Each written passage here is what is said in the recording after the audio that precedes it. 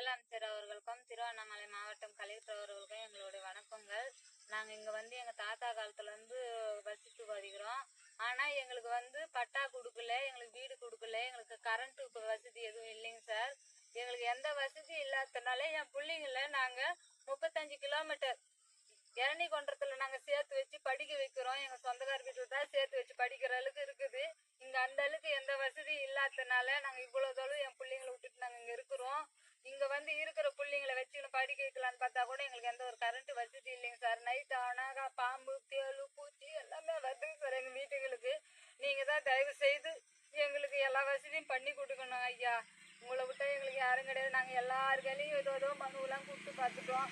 ஆனால் எங்களுக்கு எதுவும் நல்ல பாடு கிடையாது. யாரும் எங்களை கவனிக்கல, எங்களை யாரும் பார்க்கலைங்க சார். நீங்கள் தான் சார் முயற்சி பண்ணி எங்களுக்கு பார்க்கணும்.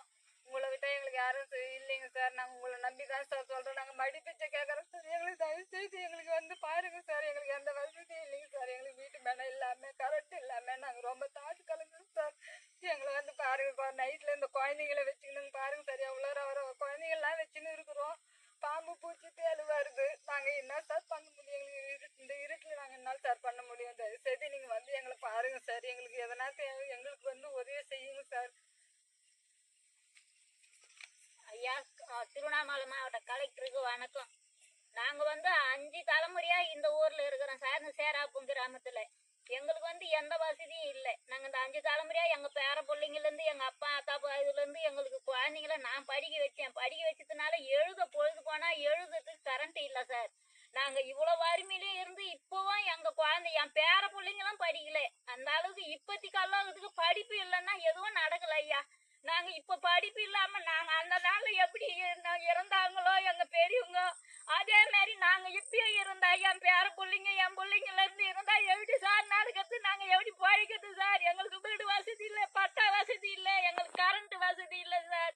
நாங்க ஒரு ஏரி ஒதுக்கல கிடக்கணும் சார். எங்களுக்கு யாருமே நல்லதை செய்யறது இல்லை சார். எங்களுக்கு இப்போ அதோ வரான்னு வருவாங்க, பாப்பாங்க, போயிடுவாங்க. ரெண்டாவது எங்களை யாரு என்னான்னு கேக்குது சார். தண்ணி இப்ப பெஞ்ச மழைக்கு கூட வீடு பூரா ஓதத்துல சார். எங்களுக்கு நாங்க ஈரத்துல இந்த பிள்ளைங்களை வச்சுன்னு கிடக்கணும் சார். நேற்று கூட வந்தவாசி குமார் டாக்டர் என் குழந்தை பேர பிள்ளை தூக்கின்னு ஓடுறோம் சார். ராத்திரி 8 மணிக்கு. நாங்க எப்படிதான் பொழைக்கிறது, எப்படிதான் இருக்குது சார்? நீங்க தயவு செய்து உங்க காலில் விழுந்து கேட்கறேன் சார். எங்களுக்கு நல்லது செய்யுங்க சார். நீங்க மனசு வச்சா நாங்க நாளை கரையேறி பார்க்கலாம் சார். 4 பேராட்ட எங்களுக்கு சொத்து சுவாகத்தை கேட்கல சார். தங்க இடத்த கேட்கறோம். ஒரு பட்டா, ஒரு கரண்ட் இருந்தா போதும் சார். எங்களுக்கு தயவு செய்து எங்களுக்கு நன்றி சார். உங்களுக்கு தயவு செய்து எங்களை நல்லது செய்யுங்க சார். நான் உங்க காலில் விழுந்து வணங்குறேன் சார். எங்களுக்கு பிச்சை போடுங்க சார். என் பேர பிள்ளைங்களா நாங்க இந்த கல்லோகத்துல இப்படியே வச்சுக்கிறோம் சார். நாங்க என்ன சார் பண்ண முடியும்? எங்களுக்கு நல்லதை செய்யுங்க சார். உங்களால எங்களுக்கு நல்லது வந்தா போதும் சார். நாங்க யாரையே பார்த்தோம் அது மாதிரி நீங்களே எங்களுக்கு எதனா கவுத்து விட்டுறாதீங்க சார். எங்களுக்கு நல்லது பண்ணுங்க சார். வணக்கம் சார், வணக்கம் சார். நீங்க நல்லதை செய்யுங்க சார்.